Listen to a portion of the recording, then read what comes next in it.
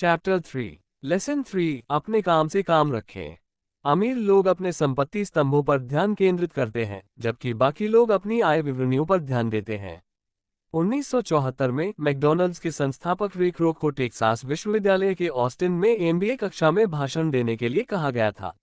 मेरे एक दोस्त उस एमबीए कक्षा के छात्र थे। एक शक्तिशाली और प्रेरणादायक भाषण के बाद कक्षा समाप्त हो गई और छात्रों ने रे से पूछा कि क्या वह उनके पसंदीदा हैंगआउट में कुछ बियर पीने के लिए उनके साथ शामिल होंगे। रे ने विनम्रता से स्वीकार किया। मैं किस व्यवसाय में हूँ? रे ने पूछा जब समूह के पास सभी बियर हो गई। सभी हंस पड़े। मेरे दोस्त ने कहा, ज्यादातर एमबीए छात्र सोचते थे कि रे बस मजाक कर रहे हैं। कोई उत्तर नहीं दिया, इसलिए रे ने फिर से पूछा, आपको क्या लगता है कि मैं किस व्यवसाय में हूँ? छात्र फिर से हंसे और अंत में एक बहादुर आत्मा ने चिल्लाया, रे, दुनिया में कौन नहीं जानता कि आप हैमबर्गर व्यवसाय में हैं? रे हंसे। यही मैंने सोचा था कि आप कहेंगे। उन्होंने रुककर जल्दी से जोड़ा, महिलाओं और सज्जनों, मैं हैमबर्गर व्यवसाय में नहीं हूँ। मेरा व्यवसाय रियल एस्टेट है। जैसा कि मेरे दोस्त कहानी बताते हैं, रे ने अपना दृष्टिकोण समझाने के लिए काफी समय बिताया। अपनी व्यापार योजना में रे जानते थे कि प्राथमिक व्यवसाय का ध्यान हैमबर्गर फ्रेंचाइजी बेचना था, लेकिन उन्होंने कभी यह नहीं भुलाया कि प्रत्येक फ्रेंचाइजी का स्थान महत्वपूर्ण था। वह जानते थे कि भूमि और उसका स्थान प्रत्येक फ्रेंचाइजी की सफलता के सबसे महत्वपूर्ण कारक थे। मूल रूप से जिसने फ्रेंचाइजी खरीदी, वह रिक रोक के संगठन के लिए फ्रेंचाइजी के तहत की जमीन भी खरीद रहा था। आज मैकडॉनल्ड्स दुनिया का सबसे बड़ा रियल एस्टेट मालिक है, कैथोलिक चर्च से भी अधिक। मैकडॉनल्ड्स अमेरिका और दुनिया भर के सबसे मूल्यवान चौराहों और सड़कों के कोनों का मालिक है। मेरा दोस्त इसे अपने जीवन के सबसे महत्वपूर्ण पाठों में से एक मानता है। आज वह कार वाश के मालिक हैं, लेकिन उनका व्यवसाय उन कार वाश के तहत की रियल एस्टेट है। पिछले अध्याय में ये चित्रित किया गया था कि ज्यादातर लोग दूसरों के लिए काम करते हैं। वे पहले कंपनी के मालिकों के लिए, फिर सरकार के लिए करों के माध्यम से, और अंत में बैंक के लिए काम करते हैं जो उनका बंधक रखता है। जब मैं छोटा लड़का था तो हमारे पास में कोई मैकडॉनल्ड्स नहीं था। फिर भी मेरे अमीर पिता माइक और मुझे वही पाठ पढ़ाने के जिम्मेदार थे जो रिक रोक ने टेक्सास विश्वविद्यालय में पढ़ाया। यह अमीरों का तीसरा रहस्य है। वह रहस्य है, अपने काम से काम रखें। वित्तीय संघर्ष अक्सर इस बात का सीधा परिणाम होता है कि लोग अपना सारा जीवन दूसरों के लिए काम करने में बिता देते हैं। कई लोगों के पास अपने कार्य दिवसों के अंत में दिखाने के लिए कुछ भी नहीं होगा। हमारी वर्तमान शैक्षिकी प्रणाली आज के युवाओं को अच्छा काम पाने के लिए शैक्षिकी कौशल विकसित करने पर ध्यान केंद्रित करती है। उनका जीवन उनकी मजदूरी या, जैसा कि पहले वर्णित किया गया था, उनकी आय स्तंभ के चारों ओर घूमता रहेगा। कई लोग इंजीनियर, वैज्ञानिक, कुक, पुलिस अधिकारी, कलाकार, लेखक और अन्य बनने के लिए आगे पढ़ाई करेंगे।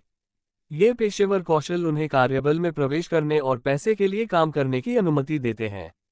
लेकिन आपके पेशे और आपके व्यवसाय में बड़ा अंतर है। अक्सर मैं लोगों से पूछता हूं, आपका व्यवसाय क्या है? और वे कहेंगे, ओह, मैं बैंकर हूं। फिर मैं उनसे पूछता हूं कि क्या वे बैंक के मालिक हैं? और वे आमतौर पर जवाब देते हैं, नहीं, मैं वहां काम करता हूं। उस स्थिति में उन्होंने अपने पेशे को अपने व्यवसाय के साथ भ्रमित कर दिया है।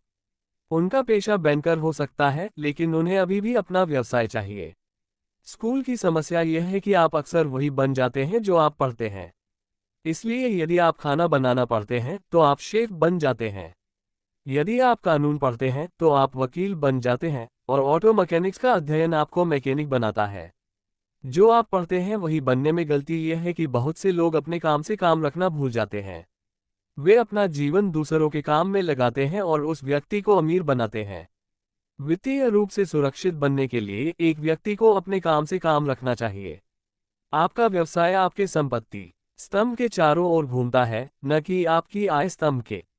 जैसा कि पहले कहा गया था, नंबर 1 नियम संपत्ति और देयता के बीच के अंतर को जानना है और संपत्ति खरीदना है। अमीर लोग अपने संपत्ति स्तंभों पर ध्यान केंद्रित करते हैं, जबकि बाकी लोग अपनी आय विवरणियों पर ध्यान देते हैं। इसलिए हम अक्सर सुनते हैं, मुझे वेतन बढ़ाने की जरूरत है। अगर मुझे केवल प्रमोशन मिल जाए। मैं और प्रशिक्षण प्राप्त करने के लिए स्कूल वापस जा रहा हूं ताकि मुझे बेहतर नौकरी मिल सके। मैं ओवरटाइम काम करने जा रहा हूं। शायद मुझे दूसरी नौकरी मिल सके। कुछ सर्किलों में ये समझदार विचार हैं, लेकिन आप अभी भी अपने काम से काम नहीं रख रहे हैं। ये विचार सभी आय स्तंभ पर ध्यान केंद्रित करते हैं और केवल तभी किसी व्यक्ति को अधिक वित्तीय सुरक्षा प्राप्त करने में मदद करेंगे जब अतिरिक्त पैसे का उपयोग आय सृजन संपत्ति खरीदने के लिए किया जाए। वित्तीय संघर्ष अक्सर इस बात का परिणाम होता है कि लोग अपना सारा जीवन दूसरों के लिए काम करने में बिताते हैं। गरीब और मध्यम वर्ग के लोग वित्तीय रूप से रूढ़िवादी होते हैं, जिसका मतलब है मैं जोखिम नहीं उठा सकता क्योंकि उनके पास कोई वित्तीय नींव नहीं होती है। उन्हें अपनी नौकरियों से चिपके रहना पड़ता है और सुरक्षित खेलना पड़ता है।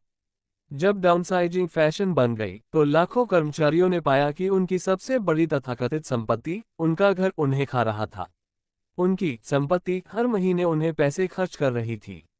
उनकी कार एक और संपत्ति उन्हें खा रही थी। गराज में $1000 के गोल्फ क्लब अब $1000 के नहीं रहे।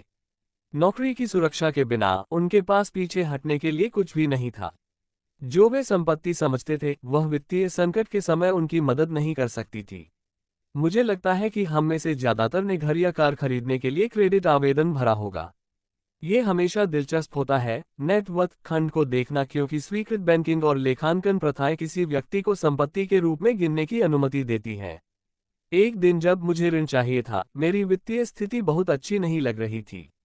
इसलिए मैंने अपनी नई गोल्फ क्लब, मेरी कला संग्रह, किताबें, इलेक्ट्रॉनिक्स, अरमनी सूट, कलाई घड़ियां, जूते और अन्य व्यक्तिगत वस्तुओं को संपत्ति स्तंभ में संख्या बढ़ाने के लिए जोड़ा। लेकिन मुझे ऋण देने से इनकार कर दिया गया क्योंकि मेरे पास बहुत अधिक निवेश रियल एस्टेट था। ऋण समिति को ये पसंद नहीं आया कि मुझे किराए से इतना पैसा मिलता है। वे जानना चाहते थे कि मेरे पास सामान्य नौकरी और वेतन क्यों नहीं है। उन्होंने अरमानी सूट, गोल्फ क्लब या कला संग्रह पर सवाल नहीं उठाया। जब आप मानक प्रोफाइल में फिट नहीं होते हैं तो जीवन कभी कभी कठिन होता है। हर बार जब कोई मुझसे कहता है कि उनकी कुल संपत्ति $1 मिलियन या $1,00,000 या कुछ और है, तो मैं हर बार कांप उठता हूँ। मुख्य कारणों में से एक ये है कि कुल संपत्ति सटीक नहीं होती है, क्योंकि जैसे ही आप अपनी संपत्तियों को बेचना शुरू करते हैं, आपको किसी भी लाभ के लिए कर देना पड़ता है। कई लोग खुद को गहरे वित्तीय संकट में डाल लेते हैं जब वे आय की कमी महसूस करते हैं। नकदी जुटाने के लिए वे अपनी संपत्तियों को बेच देते हैं, लेकिन उनकी व्यक्तिगत संपत्तियों को आमतौर पर उस मूल्य के केवल एक अंश के लिए बेचा जा सकता है जो उनकी व्यक्तिगत बैलेंस शीट पर सूचीबद्ध होता है। या अगर संपत्तियों की बिक्री पर लाभ होता है तो वे लाभ पर कर लगाते हैं। इसलिए फिर से सरकार अपना हिस्सा ले लेती है, जिससे उन्हें कर्ज से बाहर निकलने के लिए उपलब्ध राशि कम हो जाती है। यही कारण है कि मैं कहता हूं कि किसी की कुल संपत्ति अक्सर उनके विचार से कम मूल्यवान होती है। अपने काम से काम रखें, अपनी दिन की नौकरी रखें, लेकिन असली संपत्तियां खरीदना शुरू करें, न कि देनदारियां या व्यक्तिगत वस्तुएं जो आपके घर लाते ही उनका वास्तविक मूल्य नहीं होता है। एक नई कार का मूल्य उस कीमत का लगभग 25% खो देती है जो आपने उसके लिए चुकाई थी जैसे ही आप उसे लॉट से बाहर निकालते हैं। यह एक सच्ची संपत्ति नहीं है, भले ही आपका बैंकर आपको इसे एक के रूप में सूचीबद्ध करने दे। मेरा $400 का नया टाइटेनियम ड्राइवर मेरे टी ऑफ करते ही $150 का हो गया। खर्चे कम रखें, देनदारियों को कम करें और एक ठोस संपत्ति आधार को मेहनत से बनाएं। उन युवा लोगों के लिए जिन्होंने अभी तक घर नहीं छोड़ा है, यह महत्वपूर्ण है कि माता पिता उन्हें संपत्ति और देनदारी के बीच का अंतर सिखाएं। उन्हें घर छोड़ने, शादी करने, घर खरीदने, बच्चों को पालने और एक जोखिम भरी वित्तीय स्थिति में फंसने से पहले एक ठोस संपत्ति स्तंभ बनाना शुरू कराएं। नौकरी से चिपके रहें और सब कुछ उधार पर खरीदें। मैं कई युवा जोड़ों को देखता हूं जो शादी करते हैं और खुद को एक ऐसी जीवनशैली में फंसा लेते हैं जो उन्हें अपने कामकाजी वर्षों के अधिकांश समय के लिए कर्ज से बाहर नहीं निकलने देती। कई लोगों के लिए जैसे ही अंतिम बच्चा घर छोड़ता है, माता पिता को एहसास होता है कि उन्होंने सेवानिवृत्ति के लिए पर्याप्त तैयारी नहीं की है और वे कुछ पैसे बचाने के लिए भागदौड़ शुरू कर देते हैं। फिर उनके अपने माता पिता बीमार हो जाते हैं और उन्हें नई जिम्मेदारियों का सामना करना पड़ता है। तो मैं किस तरह की संपत्तियों का सुझाव दे रहा हूं कि आप या आपके बच्चे प्राप्त करें? मेरे दृष्टिकोण में असली संपत्तियां निम्नलिखित श्रेणियों में आती हैं। 1. व्यवसाय जो मेरी उपस्थिति की आवश्यकता नहीं होती, मैं उनका मालिक हूं, लेकिन उन्हें अन्य लोग प्रबंधित या चलाते हैं। अगर मुझे वहां काम करना है तो यह व्यवसाय नहीं है, यह मेरी नौकरी बन जाती है। 2. स्टॉक्स। 3. बॉन्ड्स। 4. आय सृजन रियल एस्टेट। 5. Notes IOUs। 6. बौद्धिक संपत्ति से रॉयल्टी जैसे संगीत, स्क्रिप्ट और पेटेंट। 7. अन्य कोई भी चीज जिसका मूल्य है, आय उत्पन्न करती है या बढ़ती है और उसका बाजार तैयार है। एक युवा लड़के के रूप में मेरे शिक्षित पिता ने मुझे एक सुरक्षित नौकरी खोजने के लिए प्रोत्साहित किया। लेकिन मेरे अमीर पिता ने मुझे उन संपत्तियों को प्राप्त करना शुरू करने के लिए प्रोत्साहित किया जिन्हें मैं प्यार करता था। अगर तुम इसे प्यार नहीं करते तो तुम इसकी देखभाल नहीं करोगे। मैं रियल एस्टेट एकत्रित करता हूं क्योंकि मुझे इमारतें और जमीन पसंद है। मुझे उनकी खरीदारी करना पसंद है और मैं उन्हें पूरे दिन देख सकता हूं। जब समस्याएं उत्पन्न होती हैं तो समस्याएं इतनी बुरी नहीं होती कि यह मेरे रियल एस्टेट के प्यार को बदल दे। जो लोग रियल एस्टेट से नफरत करते हैं उन्हें इसे नहीं खरीदना चाहिए। मुझे छोटे कंपनियों के स्टॉक्स भी पसंद हैं, खासकर स्टार्टअप्स, क्योंकि मैं एक उद्यमी हूं, न कि एक कॉर्पोरेट व्यक्ति। अपने शुरुआती वर्षों में मैंने बड़ी संगठनों में काम किया, जैसे कि standard oil of California, US marine corps और जेरोक्स कॉर्प। मैंने उन संगठनों के साथ अपने समय का आनंद लिया और सुखद यादें हैं, लेकिन मैं जानता हूं कि मैं गहराई से एक कंपनी का आदमी नहीं हूं। मुझे कंपनियों की शुरुआत करना पसंद है, उन्हें चलाना नहीं। इसलिए मेरे स्टॉक खरीद आमतौर पर छोटे कंपनियों के होते हैं। कभी कभी मैं खुद कंपनी की शुरुआत करता हूं और इसे सार्वजनिक करता हूं। नई स्टॉक इश्यू में भाग्य बनाए जाते हैं और मुझे ये खेल पसंद है। कई लोग छोटे कैप कंपनियों से डरते हैं और उन्हें जोखिम भरा कहते हैं, और वे हैं। लेकिन ये जोखिम कम हो जाता है अगर आप निवेश से प्यार करते हैं, इसे समझते हैं और खेल को जानते हैं। छोटे कंपनियों के साथ मेरी निवेश रणनीति 1 साल में स्टॉक से बाहर होना है। दूसरी ओर मेरी रियल एस्टेट रणनीति छोटी शुरुआत करना और बड़े गुणों के लिए लगातार व्यापार करना है और इसलिए लाभ पर करों का भुगतान करना स्थगित करना है। इससे मूल्य नाटकीय रूप से बढ़ने की अनुमति मिलती है। मैं आमतौर पर रियल एस्टेट को 7 साल से कम समय के लिए रखता हूं। अपना काम से काम रखें। अपनी दिन की नौकरी रखें, लेकिन वास्तविक संपत्तियां खरीदना शुरू करें, न कि देनदारियां। सालों तक जब मैं मरीन कॉर्प्स और जेरोक्स में था, तब भी मैंने वही किया जो मेरे अमीर पिता ने सलाह दी थी। मैंने अपनी दिन की नौकरी रखी, लेकिन मैं अभी भी अपना खुद का काम देखता था। मैं अपने संपत्ति स्तंभ में सक्रिय था, रियल एस्टेट और छोटे स्टॉक्स का व्यापार करता था। अमीर पिता हमेशा वित्तीय साक्षरता के महत्व पर जोर देते थे। जितना बेहतर मैं लेखांकन और नकदी प्रबंधन को समझने में था, उतना ही बेहतर मैं निवेशों का विश्लेषण करने और अंततः अपनी खुद की कंपनी शुरू करने और बनाने में था। मैं किसी को कंपनी शुरू करने के लिए प्रोत्साहित नहीं करता जब तक वे वास्तव में ऐसा नहीं चाहते। कंपनी चलाने के बारे में जो मैं जानता हूं, उससे जानने के बाद मैं ये कार्य किसी पर नहीं थोपना चाहूंगा। कभी कभी लोग रोजगार नहीं पा सकते हैं और कंपनी शुरू करना सबसे अच्छा समाधान लगता है। लेकिन सफलता के खिलाफ बाधाएं हैं। 10 में से 9 कंपनियां 5 साल में विफल हो जाती हैं। उन लोगों में से जो पहले 5 साल बच जाते हैं, उनमें से हर 10 में से 9 अंततः विफल हो जाती हैं। इसलिए केवल अगर आपके पास अपनी कंपनी का मालिक बनने की वास्तव में इच्छा है, तभी मैं इसे सिफारिश करता हूं। अन्यथा अपनी दिन की नौकरी रखें और अपना काम से काम रखें। जब मैं कहता हूं अपना काम से काम रखें, तो मेरा मतलब है कि अपने संपत्ति स्तंभ को मजबूत बनाएं और बनाए रखें। एक बार जब $1 इसमें चला जाता है तो उसे कभी बाहर न आने दें। इसे इस तरह से सोचें, एक बार जब $1 आपके संपत्ति स्तंभ में चला जाता है तो यह आपका कर्मचारी बन जाता है। पैसे के बारे में सबसे अच्छी बात यह है कि यह 24 घंटे काम करता है और पीढ़ियों के लिए काम कर सकता है। अपनी दिन की नौकरी रखें, एक महान मेहनती कर्मचारी बने, लेकिन उस संपत्ति स्तंभ का निर्माण करते रहें।